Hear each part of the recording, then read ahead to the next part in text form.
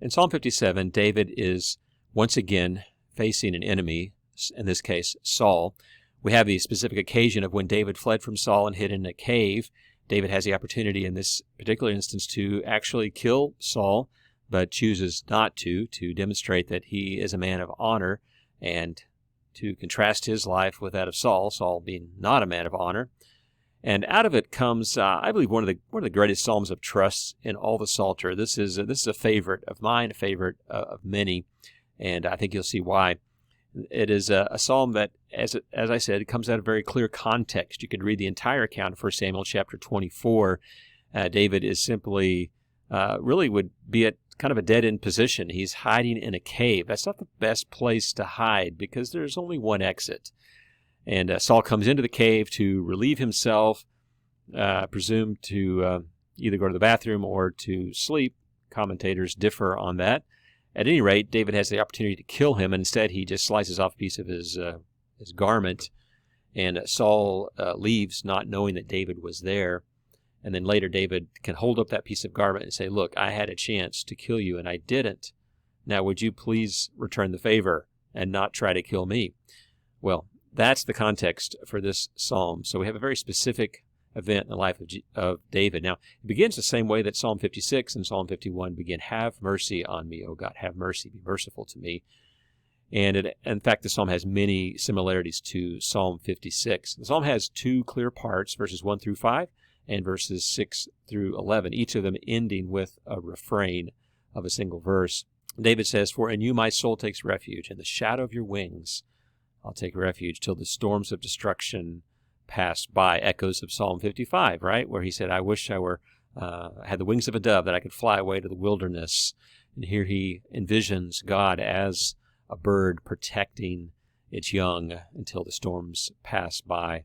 I love verse 2. God has a purpose for me. Do you catch that? I cry out to God who fulfills his purpose. He will send from heaven and save me. Echoes of Psalm 18. Theophany, where God shows up in very dramatic ways. He describes his predicament in verse 4, "My soul is in the midst of lions. I lie down amid fiery beasts." So he's speaking here, of course, of Saul as the lion, the one who wants to destroy him.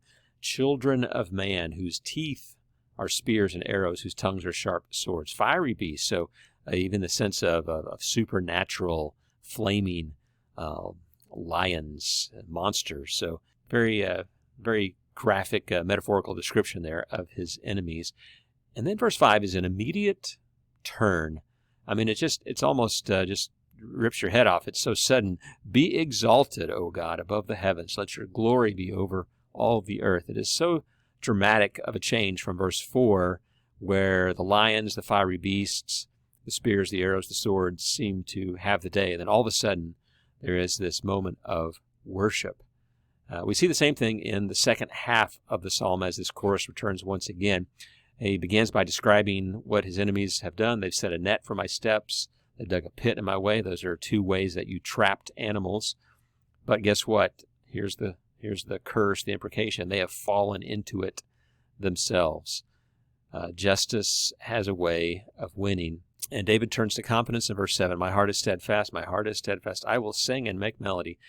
And I wonder if this is what David did after this event in the cave with Saul. Did he not then worship God for the deliverance? And perhaps David thought, this is it. This is over. I have proven that I am a man of honor. Now maybe Saul will leave me alone and let me be. And so David worships in this moment. Verse 8, "Awake, my glory, or my soul, my whole being. Awake, O harp and lyre." So tune up the instruments, get ready to play. I'm going to awaken the dawn. Some commentators suggest this means that David is going to sing all night. He's going to sing until morning, till dawn wakes up once again. A reminder of how Paul and Silas in Acts chapter 16 in the Philippian jail, they sang at midnight. David sang throughout the night, giving thanks among the peoples, among the nations. So David's testimony is not just to his immediate mighty men and those who saw that deliverance on that day, but he makes this his testimony to the nations as well. God's love is great to the heavens, faithfulness to the clouds, and so he is describing the expansiveness of God's love and faithfulness in the midst of this challenging time. Verse 8 reminds me also of Ephesians 5:14, a little New Testament song. It says, "Wake up from your sleep, rise from the dead, and Christ will shine on you." It's Ephesians 5:14, probably an early Christian baptismal hymn. Echoes of these words, "Awake my soul, and sing." And the psalmist returns again to this chorus, "Be exalted, O God, above the heavens. Let your glory be over all the earth." I love this psalm because there's such a dramatic turn from fear, from complaint, from certain death, perhaps, traps from the enemy, to utter and complete confidence. Tim Keller calls this psalm, Psalm 57, the Samwise Gamgee psalm from the book The Lord of the Rings by J.R.R. Tolkien. There's a character, Sam Gamgee, who is really he's the friend of Frodo. Frodo's the main character, of course, the one who bears the ring, but everyone knows that Frodo could never have done what he did without his best friend Sam by his side. And there's a moment as Sam and Frodo look over the land of Mordor, and they see the darkness that's ahead of them, the difficulty of their journey. And there's a moment, it's not in the movie, you'll have to read the book to get this, but it says, "There, peeping among the cloud rack above a dark tor high up in the mountains, Sam saw a white star twinkle for a while.